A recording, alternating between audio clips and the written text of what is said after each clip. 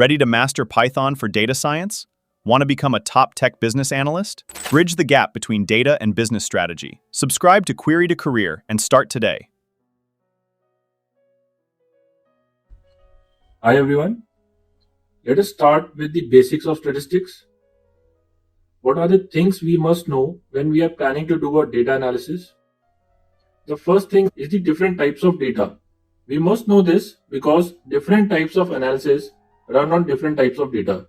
And when we see the data, we should be able to quickly identify its type and then figure out what type of analysis is to be done on it. Basically, there are two types of data, qualitative and quantitative. Qualitative is also called categorical data because it has categories. Within qualitative, we have nominal and ordinal data, and within quantitative, we have discrete and continuous data. Let us look at these types one by one. Here's a definition of qualitative data. Data which can be classified into two or more categories is qualitative or categorical data. Such data is further classified into nominal and ordinal basis the capability of putting these categories into some order. Nominal is where we cannot assign any order. For example, if we collect data of students and one of the variable is student's gender, this data is categorical as it has categories such as male or female. But we cannot order these. We cannot assign rank 1 or rank 2 to any particular gender. Similarly, the country to which a person belongs is also nominal. It only has name, it has no other information. It may have meaning for you, but the data analysis software will treat all countries equally. On the other hand, ordinal data has names and order. That is, you can rank the categories as higher or lower. For example, when reviewing service of a restaurant, the options such as not satisfied, satisfied, and delighted can be ordered. While doing analysis, it will be better that you tell the order of preference of these values. Similarly, spiciness of food is another ordinal categorical data. It contains values such as less spicy, mild, and hot. We know that hot is more spicy than mild, but we do not know with how much amount. We know that mild is more spicy than less spicy, but we cannot quantify the amount of more spiciness that mild has than less spicy. So these three are categorical variables, and we can order them in the order of spiciness, but these do not have particular numerical values assigned to it, so we cannot quantify it. Now let us look at quantitative data. Quantitative data can be measured numerically. That is, it has numerical value. It has inherent order basis the numerical value. There are two types of quantitative variables. One which can take discrete values. These will have only certain values and cannot have intermediate values.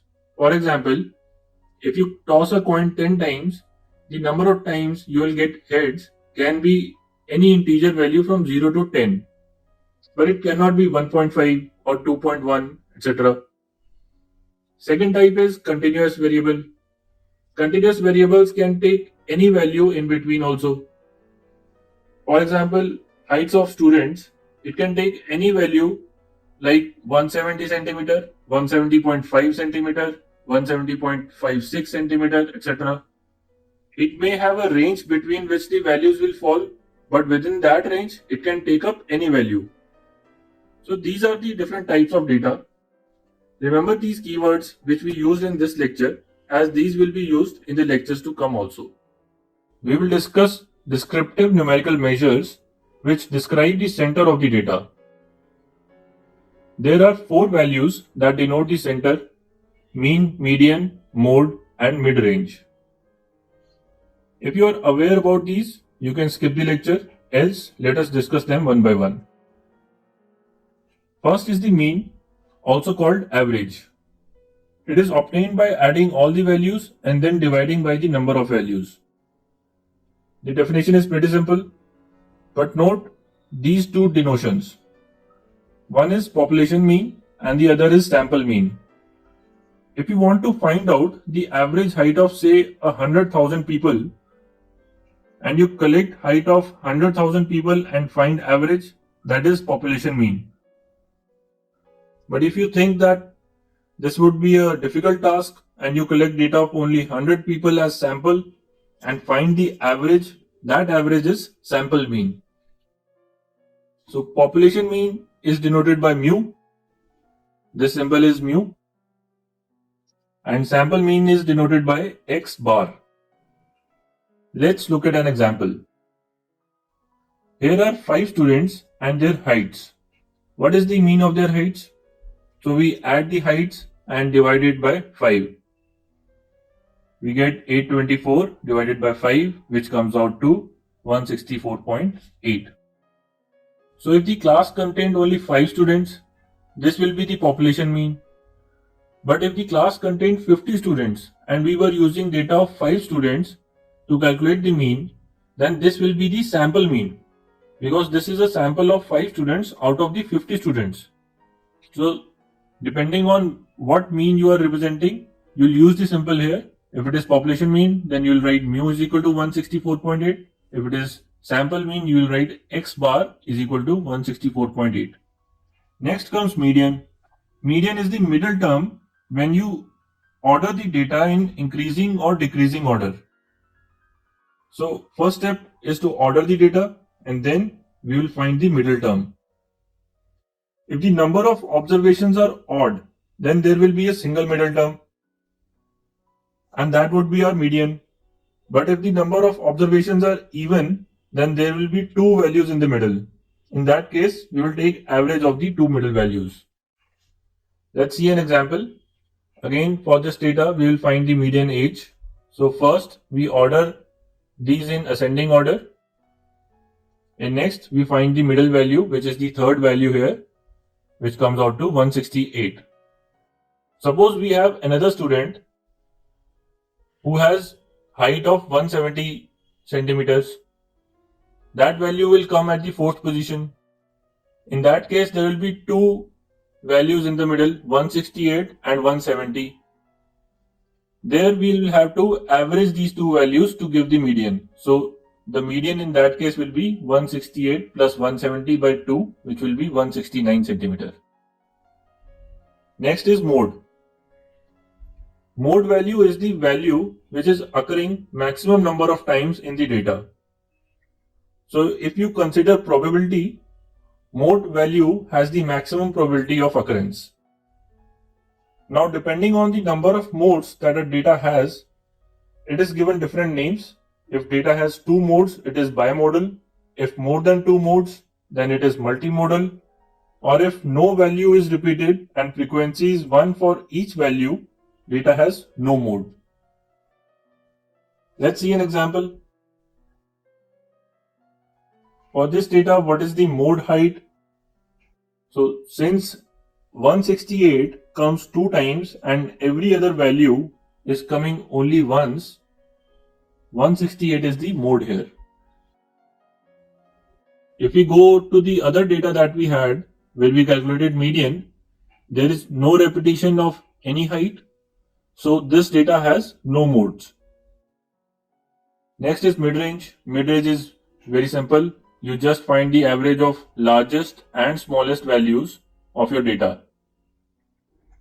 So for example, here the tallest one is 182 and shortest is 155. Therefore, midrange will be 155 plus 182 divided by 2, which comes out to 168.5. So now we know the definitions of these measures of center. Now let us compare them. If you remember, we are using the image of a histogram and we have symmetric data like this. Usually the mean, median and mode will be identical. But if the data is skewed, like in the 2 images after this one, the 3 values will be different. Mean will be highly influenced by the outliers here. Median will still be at the center. Mode will denote the value with highest frequency. So which one stays relevant for us depends on the data. In case we have outliers, we should either remove the outliers and then find the mean, else median would be our preferred measure of center over mean. One advantage of mode is that it can be calculated for qualitative data also. For example, if we have categories like north, east, west, south, and we want to find out which category has the highest number of customers, we just find the mode category. So we assign the number of customers to each category, and then the mode will be the category which has the maximum number of customers. This is a qualitative data, that is, it has categories and numbers assigned to it. Mode can be found out for such data. Mean and median cannot be found out for such data. That is, you cannot have a mean of north, east, west, and south.